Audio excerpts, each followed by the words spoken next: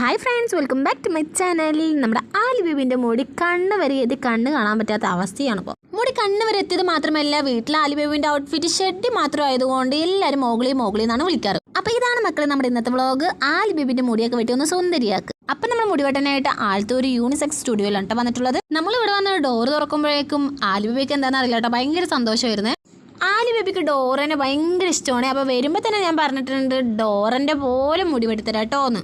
ആലി ബേബിൻ്റെ 1 വയസ്സ് വരെയുള്ള ബാർബർ ഞാനാണേ. 1 വയസ്സിന് ശേഷം എവിടെ മുടി വെട്ടാൻ പോയാലും ആള് കരഞ്ഞിട്ടേ വരാറുള്ളൂ.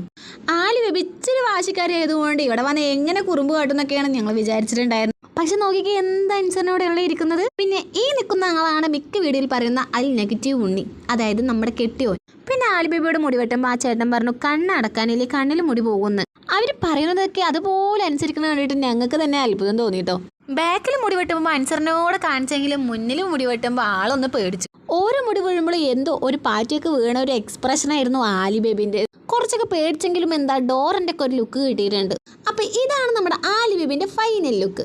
പിന്നെ നമ്മുടെ ചാനൽ 850 സബ്സ്ക്രൈബറായേ. സബ്സ്ക്രൈബ് ചെയ്തവർക്ക് ഒരുപാട് നന്ദി.